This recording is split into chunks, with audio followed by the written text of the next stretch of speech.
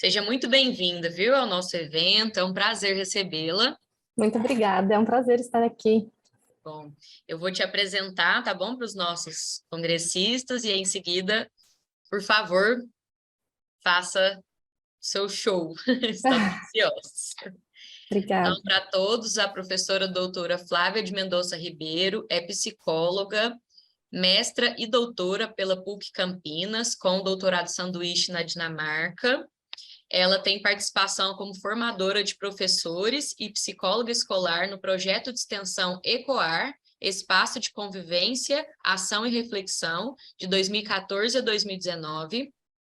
Tem experiência em psicologia social, com ênfase em escolar e desenvolvimento humano, e é docente em tempo integral da Faculdade FHO Uniararas e líder dos grupos de pesquisa Prevenção à Discriminação em Comunidades Socioeducacionais e Práticas Preventivas de Intervenção Comunitária, Familiar e Escolar.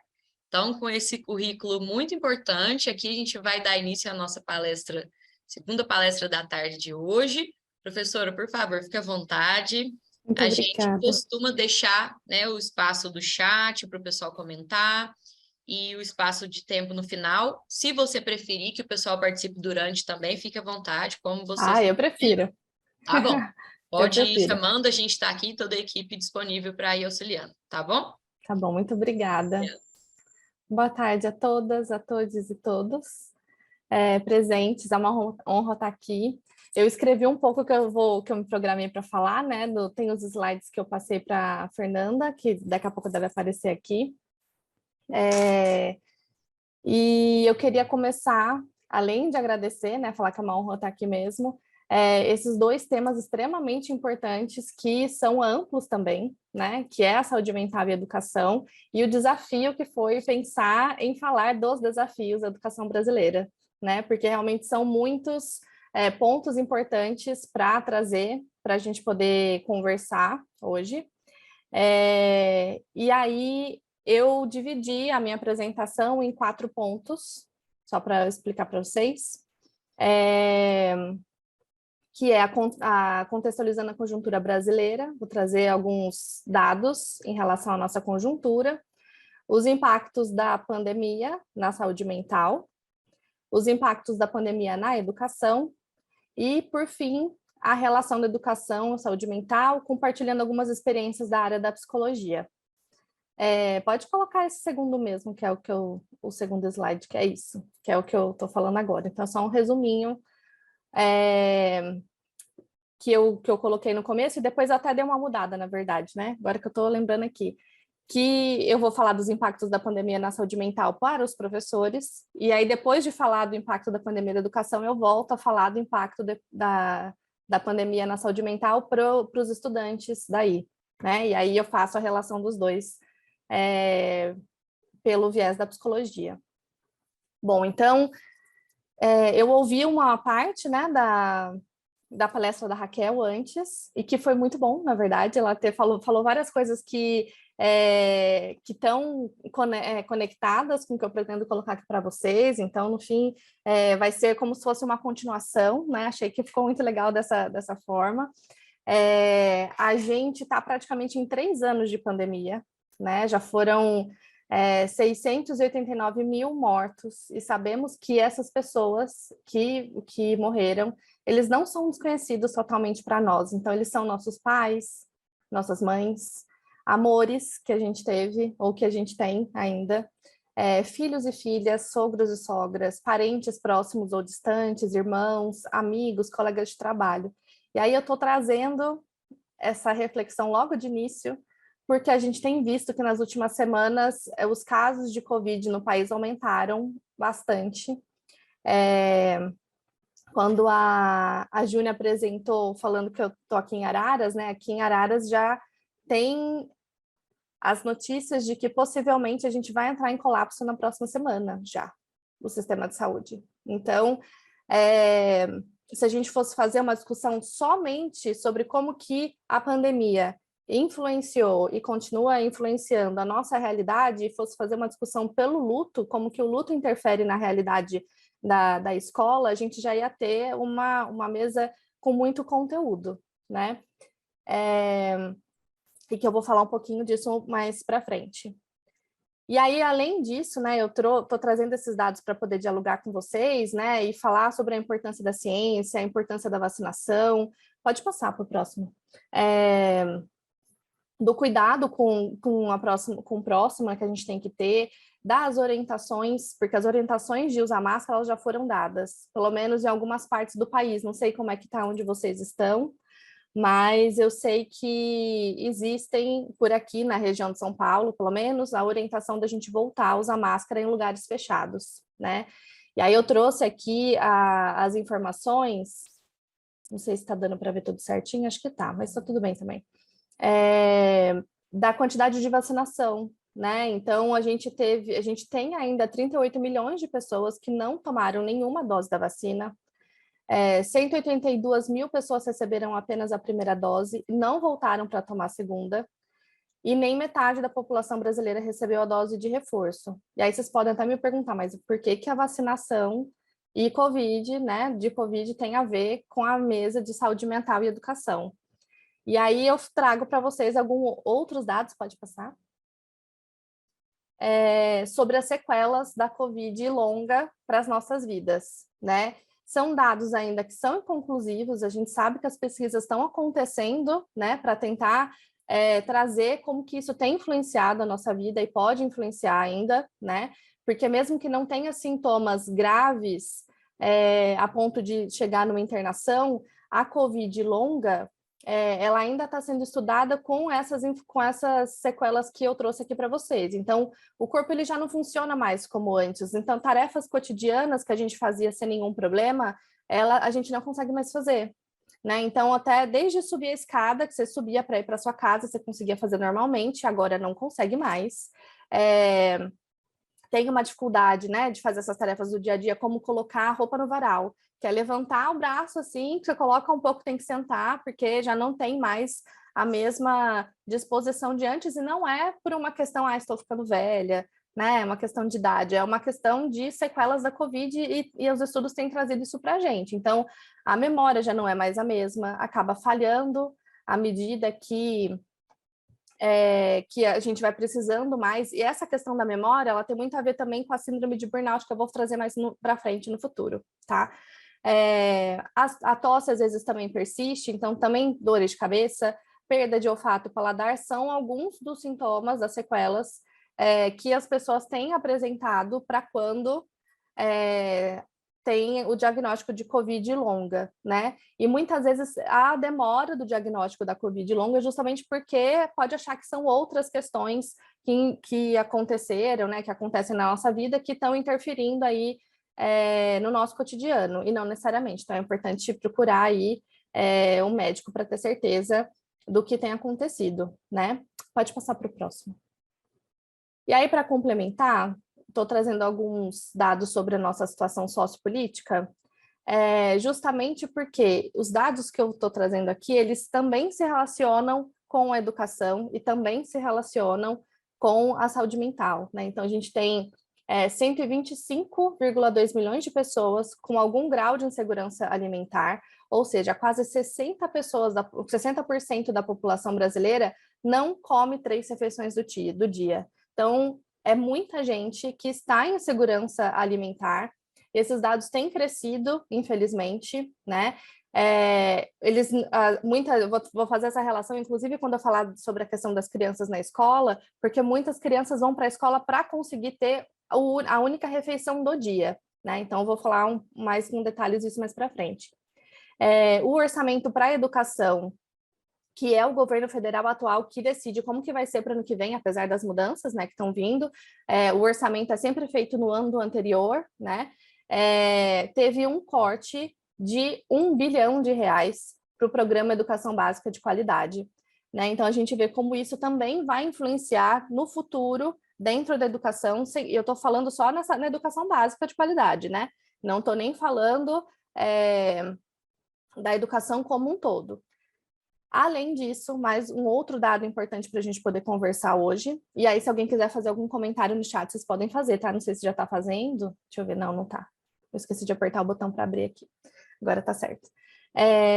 Que temos 10 milhões de pessoas desempregadas no país. E esse índice realmente ele é menor do que nos últimos meses, os 2 últimos meses deu uma diminuída, mas isso não significa necessariamente que as pessoas estão conseguindo emprego.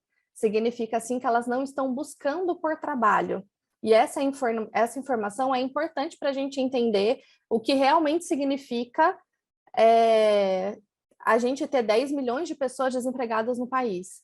Muito provavelmente são as mesmas pessoas, né? Parte dessas pessoas que estão desempregadas, elas também estão em segurança alimentar. Então, a gente consegue fazer uma correlação de dados que tem os filhos que estão na escola, com dificuldade de ir para a escola, quando a gente vai fazer essa discussão sobre... Eu estou com 2 telas, tá, gente? Então, se olhar para cá, eu estou tentando olhar a outra.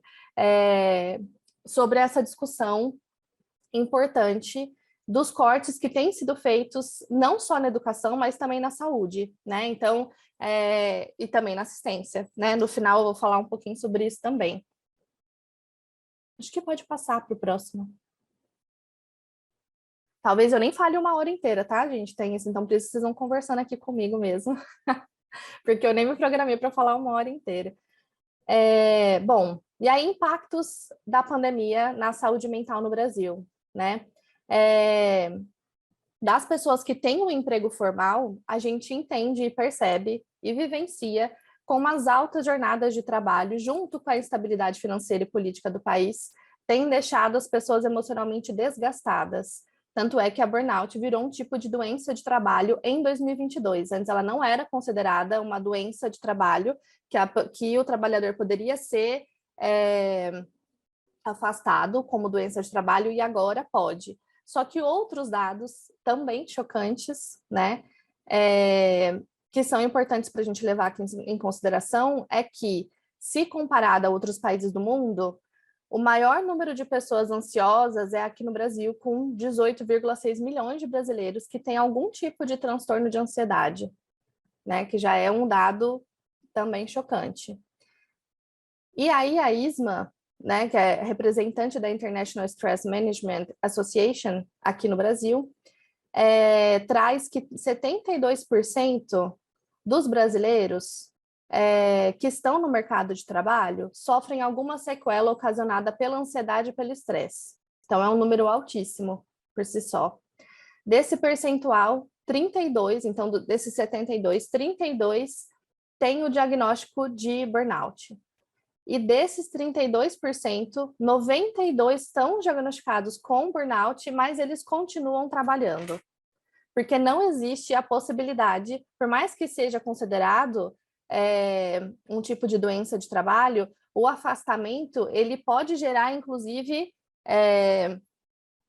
eu ia até falar sequelas, porque eu coloquei sequelas no outro slide, mas resultados para que a pessoa, além dela já não se sentir bem, né? Porque o burnout, eu vou falar um pouco sobre isso, assim, mas pode ser que o empregador não entenda que a pessoa está doente e depois resulte numa demissão, né? Então, ela prefere continuar trabalhando, não é uma preferível como se fosse uma escolha super fácil de fazer, porque é isso, né? É como se você não tivesse uma escolha, praticamente. Então, ela continua trabalhando mesmo com essa possibilidade, porque existe sempre esse estresse que eu falei antes também, né, de que a gente está emocionalmente desgastado também com a instabilidade financeira e política. O que a gente vai fazer se o único trabalho que eu tenho é esse emprego e acontece de eu ser demitida desse emprego? Então, a gente começa a ficar num estado de alerta constante, e esse estado de alerta constante faz com que a gente sofra mais com a realidade que a gente está vivendo, né? Bom, e aí o que seria... aqui mesmo, por enquanto. O que seria a síndrome de burnout, né? Então, é o nível mais alto de estresse que um profissional pode ter no regime de trabalho. Aqui a gente está falando só em regime de trabalho, mas a gente sabe que existe a possibilidade de a gente fazer uma correlação com burnout dentro da academia para estudantes universitários, por exemplo, né? Que estão estudando e trabalhando. Eu vou falar isso mais para frente também. Então, é um distúrbio psíquico de caráter depressivo, precedido de esgotamento físico e mental intenso. Então, é uma rotina estressante que o profissional é exposto e gera esgotamento físico e psíquico e contínua sensação de sufoco, né? Então, são alguns dos sintomas que a síndrome de burnout traz. E aí essa rotina que muitos professores têm vivenciado nos últimos anos, né, durante e pós-pandemia.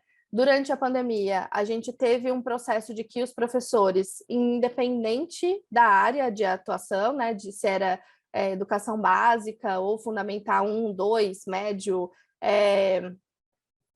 ensino superior, a gente teve uma mudança muito drástica na forma de trabalho, a gente teve que se adequar muito rapidamente ao ensino remoto, né? E o ensino remoto, a gente sabe que ele veio para ficar, pelo menos no ensino superior, no ensino médio já ouvi também dizer que existe essa possibilidade, mas no ensino superior ele veio para ficar. Eu, particularmente, não acho que é uma situação muito boa, por mais que já li comentários e avaliações positivas em relação ao fato de que as pessoas podem se reorganizar para conseguir fazer as atividades no horário, assistir às aulas no horário que tem disponível, e ainda assim ter acesso, então é uma possibilidade de acesso, mas o tipo de qualidade de ensino que é ofertado nessas modalidades pode ser questionado, né? Então, a gente tem que levar isso em consideração também quando a gente vai pensar nos tipos de profissionais que estão se formando e que vão se formar no nosso futuro próximo. E aí, voltando um pouco, né? Isso eu estou falando sobre durante a pandemia que teve a questão do ensino remoto e o contato direto com os estudantes que a gente não tinha antes, né? Então, antes a gente trabalhava enquanto professores no horário de trabalho, a gente trabalhava um pouco fora, mas a gente não tinha um contato com o estudante, então a gente não era procurado pelos estudantes tanto quanto a gente foi durante a pandemia. Então, tinha professor que trabalhava de fim de semana, né, praticamente 24 horas por dia, recebia mensagem de madrugada do estudante que era o horário que ele conseguia fazer atividade, era o horário que ele tinha dúvida, então ele ia procurar os professores naquele horário.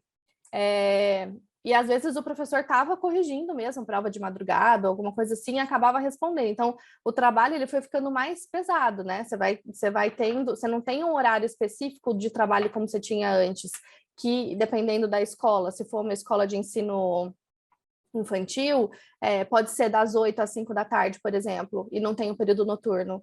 Né? Então, no fim das contas, os professores tiveram que se readaptar nesse contexto pandêmico e lidar ao mesmo tempo com o fato de que os estudantes estavam tendo mais dificuldade de se adaptar, não tinham acesso à internet, não tinham acesso a outros benefícios da escola no espaço físico mesmo, a socialização com os colegas, né? E eram os professores que tinham mais contato com as crianças e adolescentes, então eles que tinham que fazer essa discussão, sem contar com o fato de que quando as crianças ficam em casa, o número de abuso e de violência doméstica aumentou muito também. E eram os professores que recebiam essas informações e muitas vezes não sabiam muito bem como lidar com essas informações. Então, tudo isso foi ocasionando para que o burnout aparecesse, né? Não que não existisse antes também, mas que ele aparecesse em 2022 como uma doença que pode ocasionar, né, um tipo de doença de trabalho, que pode ocasionar o afastamento de trabalho. E aí agora, pós-pandemia, parece que as coisas mudaram um pouco, mas na verdade não mudou muito, né? Por mais que a gente esteja presencialmente dentro das escolas, ainda as cobranças dos gestores escolares em manter o padrão educacional de antes da pandemia. E aí eu vou trazer alguns dados em relação à educação, né, os impactos da pandemia na educação, para falar como isso também fica difícil para o professor. Tem uma cobrança interna dos professores de fazerem um trabalho pautado numa educação que garanta uma mudança social no futuro. Alguns já não fazem tanto, acho que a Raquel até falou um pouco isso, né, que tem algumas pessoas que já desistiram, alguns professores que já desistiram da forma como educar, como tinha quando começa, né, que tem lá um olhar mais esperançoso para a educação, mas a maioria dos professores que eu conheço, eles estão desgastados, mas eles ainda estão comprometidos com uma educação de qualidade e têm tentado trabalhar para que isso realmente aconteça. Pode passar. Bom, e aí voltando um pouco em relação aos estudantes, né? A primeira pergunta que eu faço para vocês é: quem é que aprende com fome? E aí, a gente entendendo os dados que eu trouxe anteriormente, né, de que 60% da população brasileira está em insegurança alimentar, a gente pode trazer esses dados agora para pensar como é que as crianças estão aprendendo, se é que elas estão aprendendo, se elas estão com fome. As pessoas não aprendem com fome, a gente sabe disso, já é parte da nossa realidade. A gente tinha avançado um bocado nos últimos anos, né? Nos últimos 20 anos, em relação a como que as crianças têm mais acesso às comidas básicas diárias, né? Que deveriam ter, as refeições diárias que deveriam ter, como uma garantia de direito que está na Constituição, inclusive, mas é importante a gente pensar como que isso está sendo pensado agora, né? Então, o reajuste da merenda, acho que eu coloquei isso no slide, né? Não acontece há 5 anos, não existe reajuste na merenda há pelo menos 5 anos, e as cidades mais pobres, a merenda acaba sendo bolacha com suco, ou biscoito com suco, se tiver alguém do Rio de Janeiro, né? Que fala biscoito, não fala bolacha. Mas acaba sendo bolacha com suco, eles não têm acesso a uma refeição, arroz, feijão, com todos os nutrientes necessários que as pessoas precisam, né? Principalmente uma criança que está em processo de desenvolvimento. Então, como eu falei antes, acaba que na escola é a única comida que a criança tem acesso muitas vezes.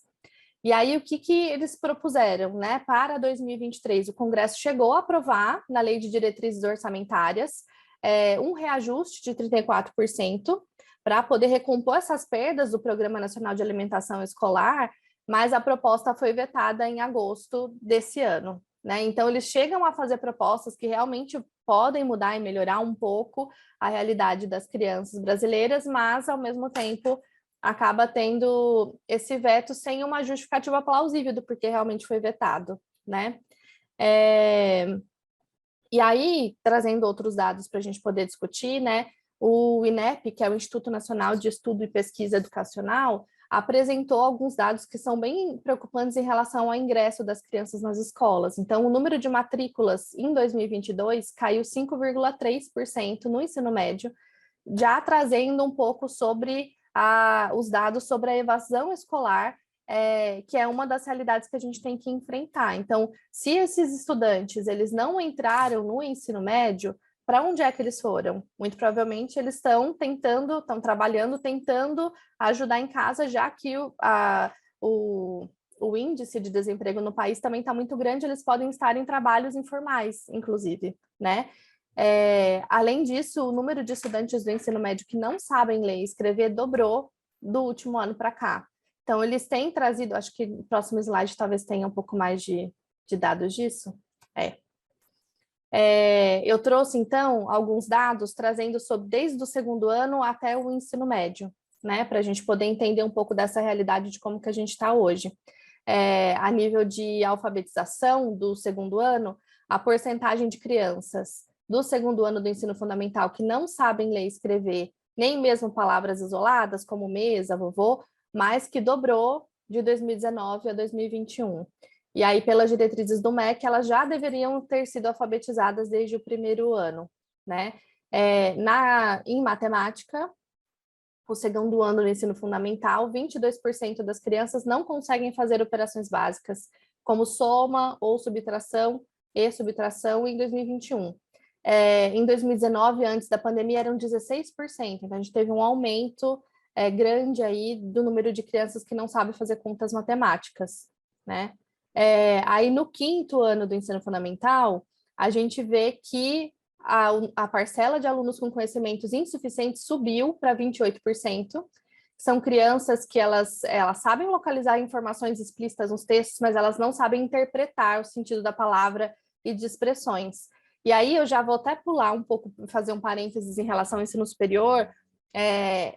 Eu sei que aqui onde eu dou aula, o perfil dos nossos estudantes são estudantes trabalhadores, então eles trabalham para poder pagar a faculdade e se formar, e muitas vezes eles não sabem também, no ensino superior, eles não conseguem interpretar as palavras e as expressões, né? Então, muitas vezes eles acabam errando uma questão, e eu dou aula para vários cursos, além da psicologia, né? Dou aula para outros cursos também, eles acabam errando as questões porque eles não conseguem interpretar o enunciado da questão, né? E às vezes é uma questão de lógica, não é nem uma questão de necessariamente de conceito, né? E eles não conseguem acertar porque eles não conseguem interpretar. E aí, voltando para o 5º ano do ensino fundamental, né? Teve um crescimento pequeno no grupo de alunos que conseguem resolver problemas simples, mas eles não são capazes de nomear figuras geométricas, como quadrado, retângulo, triângulo, enfim. Então, foram 2% de diferença. Pode passar. Aí, no 9º período, né? Teve uma grande concentração de alunos a nível O, que são aqueles que não conseguem ser avaliados pelo SAEB porque eles não dominam as habilidades mínimas necessárias para a prova. Então, essa informação no 9º ano do ensino fundamental, né, ela já mostra também como que vai ser no futuro para quando esses jovens chegarem no ensino médio e para quando eles chegarem no ensino superior, porque pode ser que eles cheguem no ensino superior, apesar de não conseguir. Melhorou, Tainara? O som melhorou? Vou ficar segurando aqui, então. Apesar da gente saber que eles não conseguem dominar essas habilidades exigidas, né? As mínimas necessárias. Em matemática, 44% deles não conseguem interpretar os gráficos, e aí no ensino superior a gente precisa necessariamente que eles entendam e interpretem gráficos para conseguir entender a realidade, para poder, independente da área que eles escolham, né? Para conseguir entender a realidade onde que eles vão ter que trabalhar depois, né? Então, isso realmente um dado bem alarmante também. No ensino médio, indo já para o ensino médio, teve um aumento de número de alunos que ocuparam níveis iniciais de conhecimento da área, da língua portuguesa, né? Mas teve um salto do grupo que domina apenas as noções básicas de matemática, que são as 2 disciplinas que são essenciais, que as outras disciplinas vocês sabem que foram retiradas, né, do ensino, a maioria delas, né? Então, aumentou o número de aulas de língua portuguesa e matemática no ensino público, e foram retiradas outras aulas como filosofia, sociologia, às vezes história, quantidade de aulas de história, geografia. Então, essa modificação também vai trazer algumas consequências para a gente no futuro. Pode passar.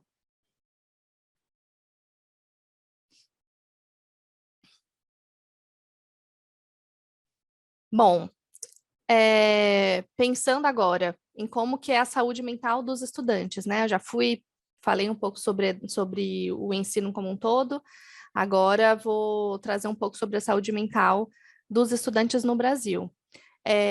A gente sabe que a adolescência ela é um período de desenvolvimento humano que é marcado por várias mudanças, então físicas, cognitivas, emocionais, sociais, comportamentais, e que passar por essas transformações tendo um suporte familiar resulta numa identidade adulta saudável e autônoma. A gente sabe que isso, no mundo ideal, pensando no ideal, isso seria o que deveria acontecer com a maioria dos nossos adolescentes. Mas, ao mesmo tempo, a gente sabe que não é isso que acontece, né? Em tempos de pós-pandemia, inclusive, a gente já percebeu que muitos adultos não têm conseguido socializar da mesma forma como socializava antes, né? Para as crianças e adolescentes, o cenário é pior, então. E aí, um fator que é conectado nessa discussão, né, que eu vou trazer para vocês também, é sobre a questão da automutilação. Eu vi até que teve alguma participante que trouxe sobre a automutilação acho que era não sei se era de crianças ou adolescentes que ela tinha colocado, mas eu vou trazer um pouco mais sobre essa questão, porque tem aparecido não só nas escolas, como foi comentado na mesa da Raquel, mas também na faculdade, no ensino superior. E aí, a automutilação, né, ela é um fenômeno que vai se iniciar na adolescência, ele é considerado um fator de dificuldade para o desenvolvimento positivo dessa etapa da vida. Tem algumas investigações sobre a automutilação que elas vão descrever esse fenômeno como um fenômeno complexo, com grandes variações quanto à nomenclatura, conceito, prevalência, possível origem determinantes, e tem alguns fatores de risco para a automutilação que são importantes a gente levar em consideração. Mas lembrem-se que os fatores de risco não significam que por você, por exemplo, pode passar, eu acho que o próximo slide está falando sobre isso. Por exemplo, por ser do sexo feminino, então necessariamente vai ocorrer a automutilação. Não é essa que é a questão, né? É que em questão de índices, pertencer ao sexo feminino é um fator de risco para a automutilação, assim como o abuso físico e sexual, né? Que também foi falado na mesa da Raquel aqui como exemplo. Isso aparece bastante para a gente nas escolas. A partir do ensino fundamental 1, a gente tem visto crianças se automutilando, e até o ensino superior, né?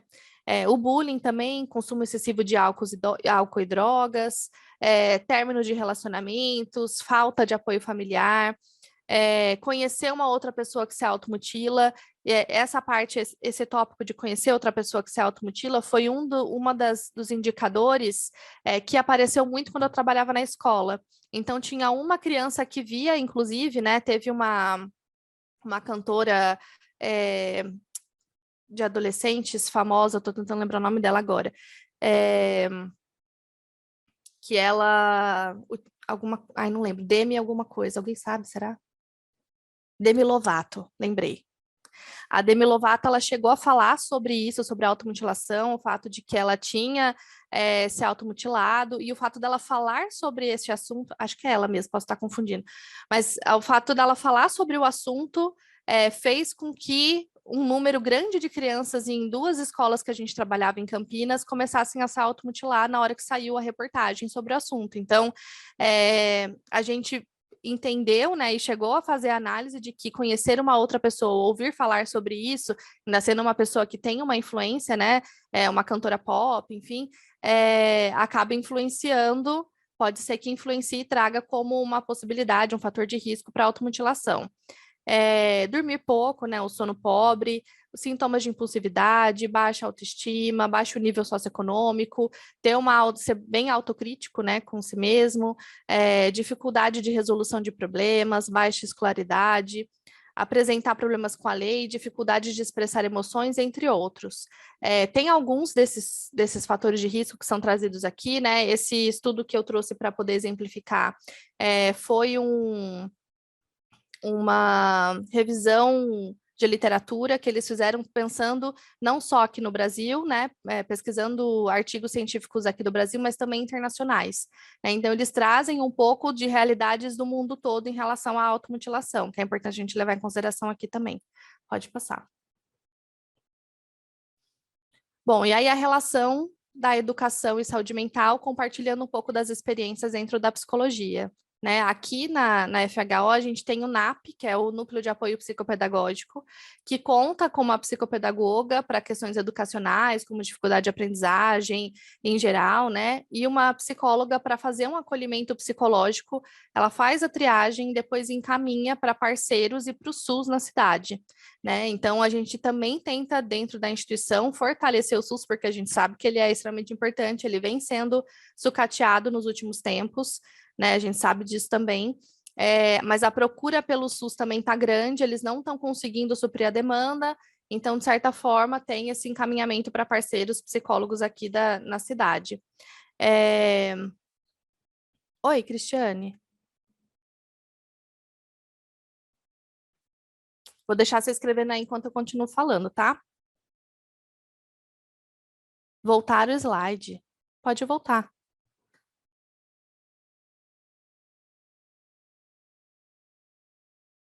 Você quer comentar alguma coisa do slide?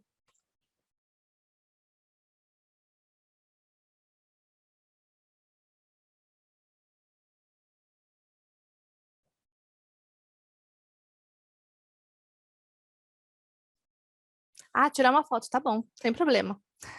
Depois, se vocês quiserem, eu passo as referências também, né? Porque é um. Pode sim, Joana.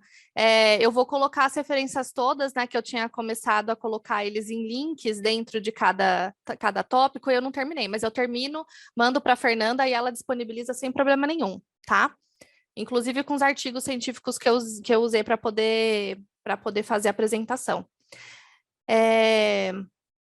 Bom, e aí esse encaminhamento para o NAP, ele é feito pelos professores da instituição, então a gente tem uma formação para todos os professores, para explicar como que pode ser feito esse encaminhamento, como que pode ser o acolhimento inicial, porque não são todos os professores que têm condições de fazer esse acolhimento, né, porque são professores de diversas áreas, então, por isso que a gente tem agora no primeiro ano de faculdade, de todos os cursos, uma disciplina institucional que chama Formação Humana e Profissional, que ela é ministrada por 2 professores. Então, é uma psicóloga, necessariamente uma psicóloga, e um profissional da área, né? Então, vou dar um exemplo, Formação Humana e Profissional em Administração. E aí tem uma psicóloga e um profissional da área de administração que fala sobre a questão profissional, a psicóloga fala sobre a questão humana. A psicóloga ela vai apresentar o NAP para os estudantes, vai explicar o funcionamento, né, preparo desses estudantes para o ingresso no ensino superior, as dificuldades que eles podem ter, com quem que eles podem contar, como que eles podem fazer grupos, inclusive, que eles podem ter entre eles para conseguir falar sobre isso, né?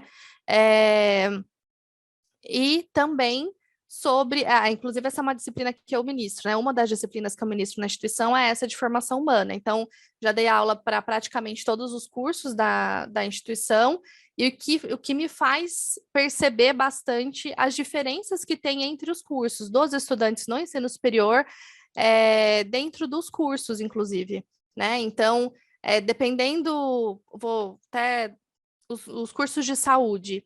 Nos cursos de saúde, eles têm um olhar diferenciado para situações de autolesão, por exemplo, de colegas. Eles conseguem perceber com mais facilidade se tem, por exemplo, aqui está um calor, imagino que onde vocês estão também está muito quente, e tem gente que vai com manga comprida para aula. Né? Então, a gente percebe, enquanto professores, psicólogos, porque alguns outros professores até percebem, ficam com dúvida, vêm conversar com a gente, perguntar se realmente pode ter alguma questão ou não. Mas nos cursos de saúde, os estudantes, colegas, percebem quando tem alguém que não está bem, pela forma como eles estão na semana inteira juntos, né? Pela forma como eles têm agido, o fato de estar um calor desses, por exemplo, com uma blusa de manga comprida, às vezes aparece os cortes que eles fazem, né, dentro da sala de aula, a gente percebe também, e aí a gente aborda o estudante de forma individual, né, não expõe ele para a sala, obviamente, para perguntar se ele realmente quer ser encaminhado para o NAP, porque o encaminhamento ao NAP acontece se o estudante tem interesse, né? A gente sempre pergunta antes, a gente não faz de forma compulsória, tipo, eu acho que você vai, a minha avaliação é que você precisa, então vai lá que você precisa ir. Não, a gente pergunta, vê se ele realmente tem interesse. Às vezes, naquele momento, ele não consegue perceber a necessidade do acompanhamento, né, psicológico, e aí depois ele percebe, depois de um tempo, com as aulas também, né, porque essa disciplina, ela é anual. Então, a gente tem o primeiro semestre e o segundo semestre, durante o ano a gente consegue perceber que o número de procura pelo NAP acontece principalmente em época de prova, que eles não estão dando conta, né, de estudar para todas as disciplinas, o fato de estarem antes de forma remota modificou a forma como eles estudam, então isso interfere como eles estão também no ensino superior, né, e aí a gente faz esse acolhimento para os estudantes, como eu falei antes, a gente já aconteceu também de fazer acolhimento em tentativas de suicídio na instituição, além do burnout acadêmico que eu falei para vocês, né? Quando eles têm que trabalhar, muito possivelmente eles também estão com burnout no trabalho, e ainda tem toda a pressão de fazer a faculdade, né? De estar no ensino superior, de estar se colocando como um futuro profissional na área que eles escolheram, e aí as crises de ansiedade acontecem bastante, crises de pânico também, então a gente acaba fazendo esse acolhimento, depois encaminha para o NAP, que encaminha primeiro para o SUS e depois para profissionais, né? Se o SUS, se eles avisam, falam, olha, agora a gente não consegue mais atender nesse momento. Pode passar.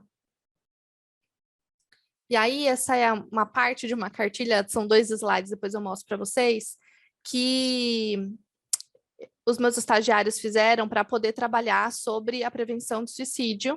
E aí, a gente, nesse campo de atuação que a gente faz, são com crianças no abrigo, né, na assistência social.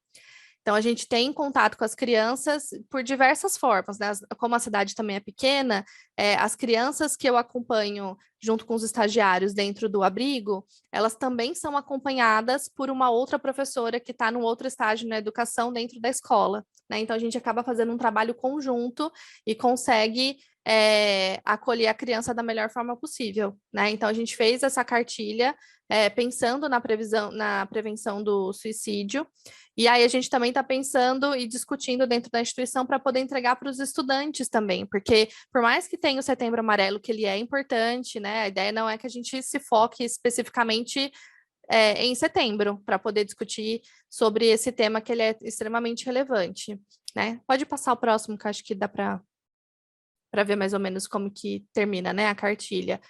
Aonde que procura ajuda, né? Olha lá, acabei de ver um erro na cartilha.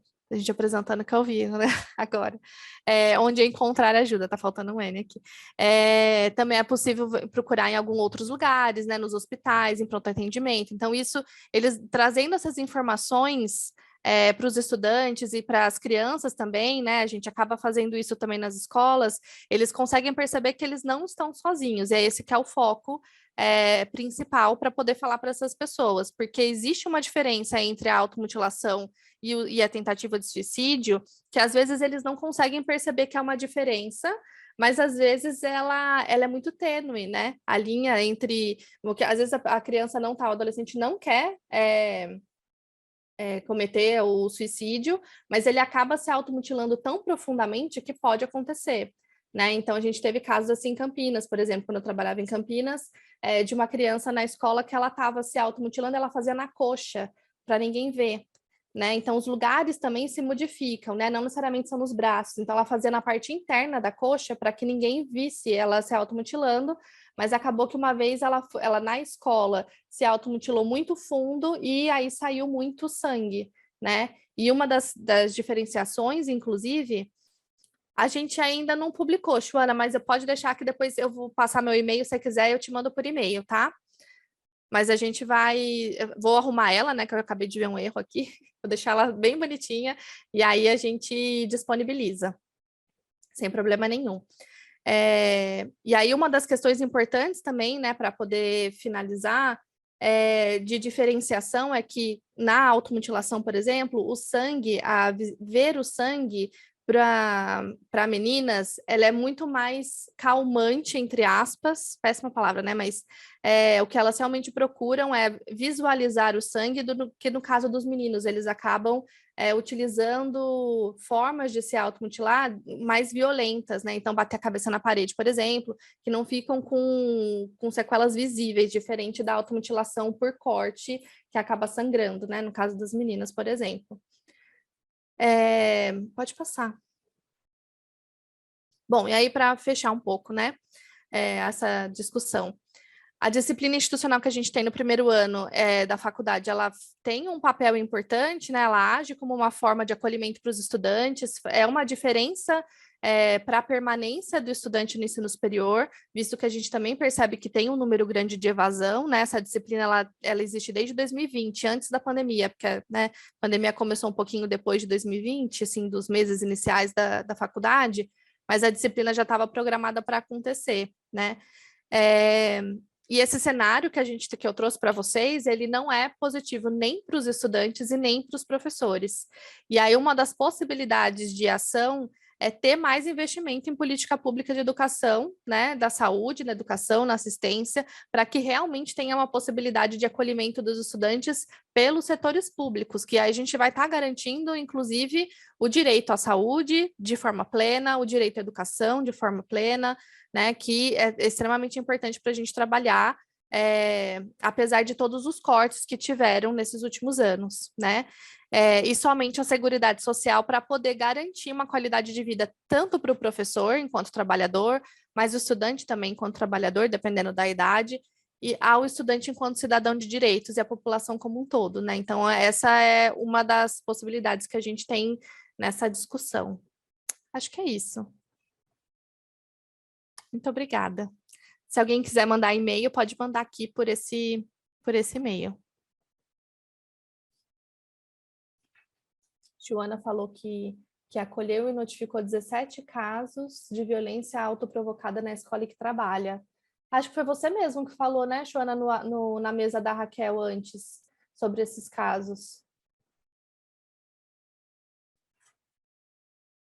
Aumentar a solidariedade e empatia. Isso, Maria José.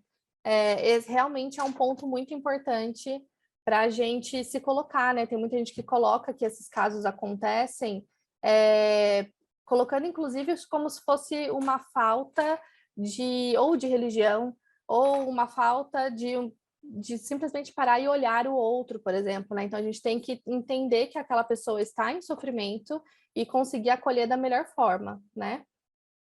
Eu posso escrever aqui, ó, meu e-mail para você.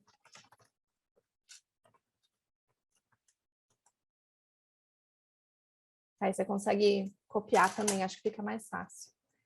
Se alguém quiser falar alguma coisa, algum comentário, discordar também, tudo bem, viu, Sim, gente? Não tem eu problema. gostaria, professora.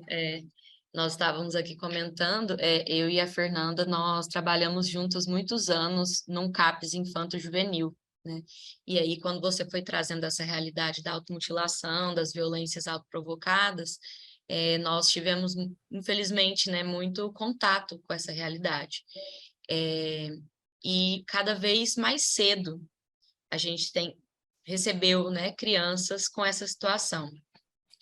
E muitas vezes, até para nós profissionais, que por mais que a gente se prepare, né, tecnicamente, com uma empatia, com o ouvido, né, mas é muito doloroso enquanto ser humano, né, É isso. encontrar essas crianças, às vezes tão vulneráveis, às vezes com ambientes vulneráveis, com histórias de vida frágeis, né, com, enfim, todo um contexto que às vezes a gente não vai conseguir, né, intervir tão grandemente, mas já vem com aquela ferida, né, literal e na história, enfim. Então a gente estava comentando, né, os dados que você trouxe são bastante impactantes, né, não surpreendentes, porque, né, a gente sabe a nossa realidade, mas a gente fica digerindo, né, porque temos aqui profissionais, estudantes de diversas áreas, mas acho que para qualquer lado que a gente corre hoje no nosso país profissionalmente,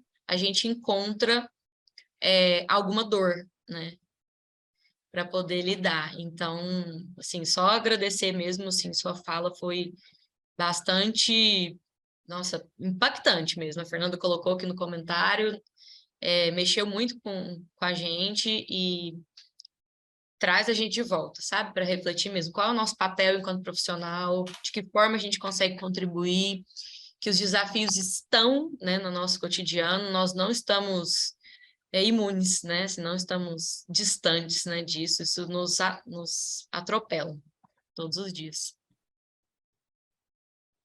Obrigada, Júnia, pelo comentário. Realmente, quando eu pensei em trazer esses dados, é justamente para a gente pensar na nossa realidade, o que tem acontecido, e eu estou trazendo isso porque eu devia ter até falado no começo, né? Mas nesse tempo de fake news, em que a gente tem percebido que as pessoas não estão acreditando nos dados concretos que estão acontecendo, as pessoas, né? Já ouvi ontem, antes de ontem, uma moça falando que não existem pessoas que estão passando fome no Brasil. E ela falava parecendo que ela realmente acreditava nisso, assim, sabe? Então, quando a gente vai discutir também sobre essa questão da alienação, como a pessoa realmente está alienada, né? Acho que foi a Raquel que falou um pouco sobre a questão da alienação no trabalho, se não me engano. Eu estou ouvindo muitos áudios, eu não sei se foi isso que ela falou mesmo. Mas quando a gente vai discutir essa questão da alienação, é um pouco nesse sentido, né? Então, as pessoas que estão criando realidades paralelas, e aí eu falei, bom, vou trazer um pouco de dados reais que realmente estão acontecendo, para a gente poder pensar como que a gente consegue. Eu, no caso, dentro da psicologia, eu sei que aqui tem pessoas de várias outras áreas, né, que estão participando do congresso, mas cada um dentro da sua área tem possibilidade de ter uma atuação que consiga modificar essa realidade, tenho certeza disso, né? Então, quando eu fui pensando nesses dados, era para a gente ir conversando também sobre como que pode ser feita essa mudança, né? E saber que tem crianças e adolescentes que estão, de certa forma, sofrendo, e a forma como eles estão achando para aliviar a dor pela automutilação, é tão difícil de entender no primeiro momento, que a escola não está realmente preparada para isso, né? Para esse contexto. E às vezes acaba culpando a família, culpa a mãe, culpa a própria criança, né? E a partir da culpabilização a gente vai tirando um pouco da nossa responsabilidade, mas a gente, enquanto profissional que trabalha na escola, tem uma responsabilidade importante de acolher essa criança, esse adolescente, a família dessa criança, entender o que está acontecendo, também acolher a própria professora, porque é isso, né? A gente tem que estar preparado, às vezes a gente não está mesmo preparado, né? Quando acontece a situação e a gente não está preparado, a gente tem que tentar racionalizar ao máximo, não esquecer que a gente sim é ser humano, a gente tem que acolher, a gente vai sentir dores também, a gente vai ficar impactado, igual vocês trouxeram bastante aqui, né? Com essa realidade, mas a gente precisa agir, tem hora que a gente tem que agir rápido, né? Infelizmente não dá para demorar muito, porque quanto mais a gente demora para agir, mais crianças estão em situação de risco e vulnerabilidade, né? Com certeza. E eu acredito que a sua palestra hoje, ela nos retorna para o que é, com certeza, para nós aqui, né, organizadores, a proposta realmente de ter um evento científico, né? É trazer dados reais de ciência ao encontro do que a gente precisa trazer para a prática, né? O que a gente faz com um dado real, né? Eu acredito que, não sei se foi o seu objetivo Foi. inicial, mas é o que ficou para mim, né? O que a gente faz com a nossa realidade, que é difícil, que é sofrida, né? E que vai nos alcançar na nossa profissão, né? Seja qual for aqui, para nós psicólogos aqui na nossa equipe, nós temos psicólogos, enfermeiros e administradores, né? Então, aí, nos inscritos temos das mais diversas áreas da educação da saúde. Então, o que nós vamos fazer com esses dados que são reais? E aí, eu acredito que hoje fica muito para a gente, assim, a sua fala deixa esse alerta, né? Porque essa realidade está atravessando a gente constantemente. Se a gente não partir desse encontro do conhecimento técnico em constante crescente, né, de se atualizar, do espaço para o acolhimento, né, associado, a gente acaba se perdendo, né, nesse processo. Então, só agradecer mesmo a sua disponibilidade, assim, foi extremamente gratificante te ouvir, foi muito rico. As cabecinhas estão, né, fervendo aqui, todo mundo se olhando aqui, todo mundo bastante pensativo. Obrigada, Júnior. Obrigada a você. Pessoal, mais comentários? Todo mundo gostou bastante, né? Pediram um slide, então realmente quando você puder, né, tiver esse tempo, só mandar para nós, a gente se prontifica, né, em enviar para todo mundo. Se o pessoal tiver mais alguma pergunta, mais algum comentário para a professora Flávia, Eu nós, tenho. por favor, Mariane. Boa tarde, gente. Primeiro, eu quero agradecer, né, a Flávia aí pela exposição. Eu achei muito, muito construtivo mesmo, ao mesmo tempo que é angustiante, né, porque eu fui te ouvindo assim, e eu tenho uma experiência em escola particular, fiquei 8 anos dentro de uma escola particular, e de repente eu começo a atuar no projeto do Estado, né, que começou agora em junho, aqui em Minas Gerais. E aí eu estou tendo que trabalhar em 12 escolas da rede estadual. Então, assim, o susto de um contexto para o outro é enorme, né? E em todas as escolas tem caso de automutilação, todas as escolas. É uma demanda, assim, que, claro, eu sabia que existia, mas eu não tinha contato.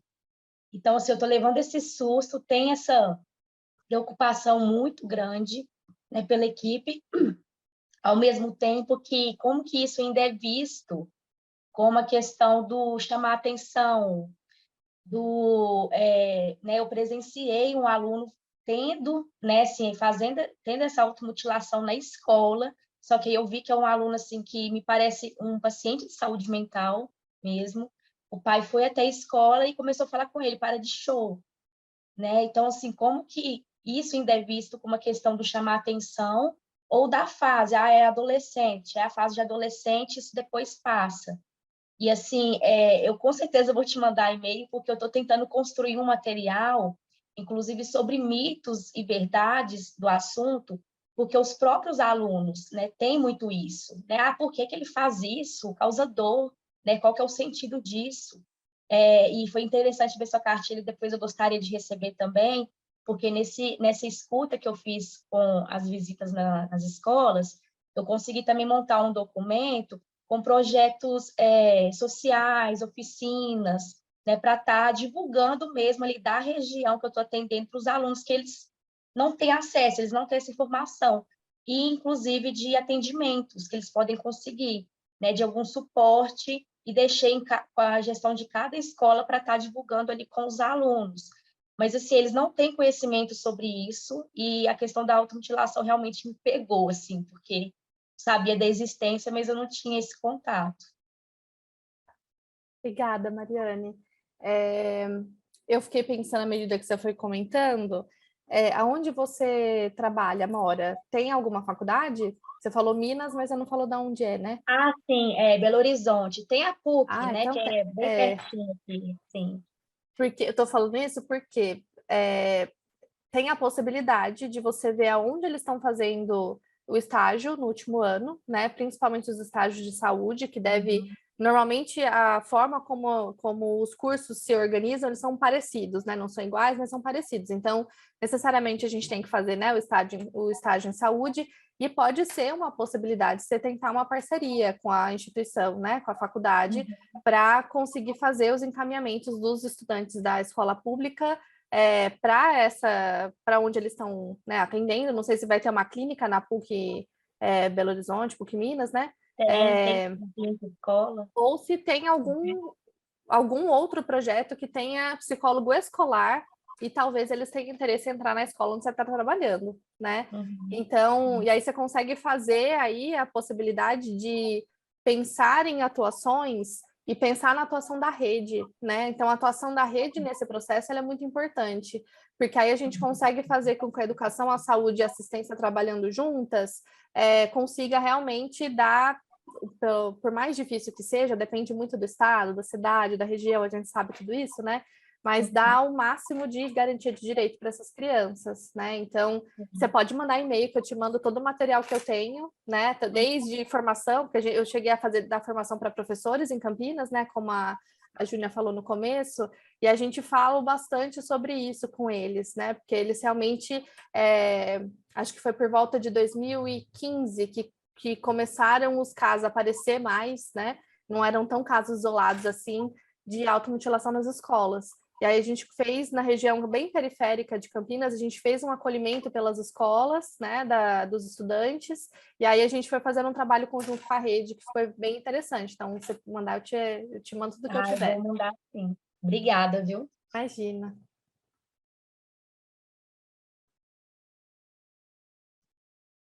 Professora Flávia, temos alguns comentários aqui no chat. A Mariana colocou que a realidade cotidiana escolar é muito complexo, está diretamente ligada a tantos serviços e todos estão muito sucateados, principalmente nos últimos anos. Ótima palestra.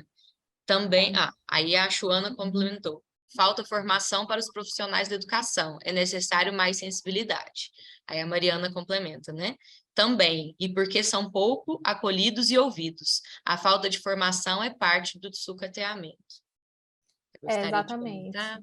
Exatamente. Tanto a Mariana quanto a Joana estão certas, né? Então, falta a formação, porque não existe investimento para o professor também fazer essa formação, né? Então, para conseguir, quando a gente foi fazer essa formação lá em Campinas, os primeiros anos de formação foram gratuitos, inclusive, uma parceria da faculdade com a prefeitura. Aí, depois de alguns anos, que começaram a ser formações pagas, né? Então, é como se eles fizessem alguns testes iniciais para ver se realmente vai dar certo, para depois fazer um investimento financeiro, né?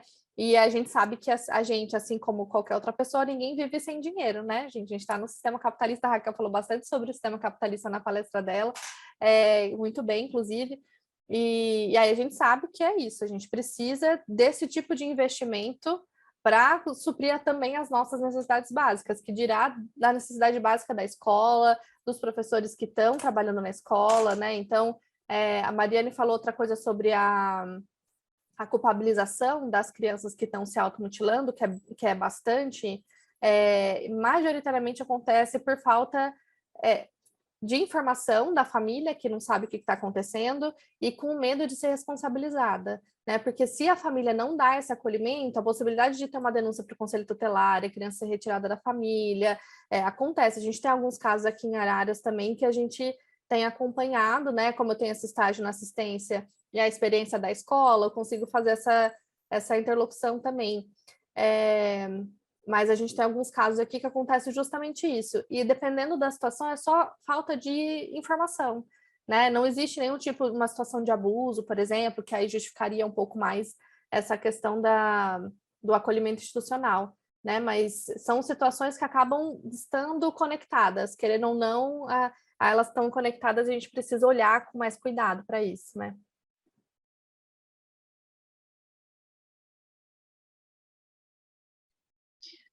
Bom, gente, estamos bastante empolgados, né, com o assunto, ele rende bastante. Alguém gostaria de comentar mais alguma coisa, fazer mais alguma pergunta para a professora Flávia?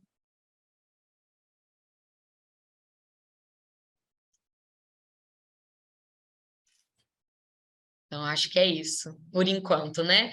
O pessoal já anotou seu e-mail, né? Você quer comentar, Fernanda? Peraí que a Fernanda quer, nossa Tá bom. organizadora aqui. Só um minutinho que eu vou passar o microfone para ela.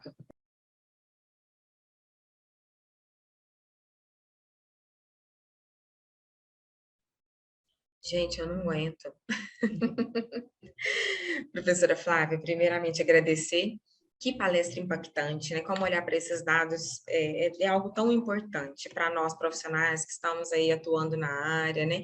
Para os acadêmicos que estão se formando, né? Para saber o que está à espera, né? O que o mercado tem aí e o que está esperando, né? Para esses profissionais. E um dado que me chamou muita atenção é quando você fala da vulnerabilidade e dos adolescentes, a questão da evasão escolar, né? Do nono ano, que muitos deles não ingressam, né, no ensino médio. Onde estão esses adolescentes?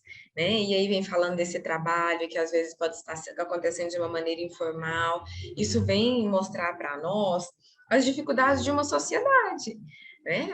A gente coloca aqui como os desafios da educação brasileira, e assim, somos surpreendidas aqui, né? Surpreendidos, tem homens também aqui na comissão, mas somos surpreendidos por uma reflexão que vai muito além dos desafios somente da educação, né? Mas de uma sociedade como um todo. Como nós estamos nos organizando enquanto sociedade, o que nós estamos aceitando como comum, né? Muitos adolescentes não entrarem para o ensino médio, por que nós estamos nos acostumando com esse comum, com esse sucateamento, com essa realidade? Então, é algo que a gente precisa mesmo se chocar. A gente precisa levar em consideração onde estão esses adolescentes. Será que na rua? Né? Será que trabalhando? Será que se envolvendo com coisas que não serão positivas para eles? Né? Em uma situação de vulnerabilidade. Então, nos devolve a responsabilidade enquanto cidadão. Não somente enquanto profissional, mas também enquanto cidadão, que precisa se sensibilizar de alguma forma, né? Eu acho que assim a gente consegue mobilizar uma sociedade, quando aquilo nos toca. Então, assim, obrigada por trazer essa reflexão, obrigada por ir além da educação, né? E nos levar a tanta reflexão. Muito obrigada. Obrigada, Fernanda. Obrigada, gente, pelo convite. Obrigada mesmo. Foi uma honra ter você aqui conosco. E um também. prazer conhecê-la. Sim. Foi muito bom. Muito obrigada, viu?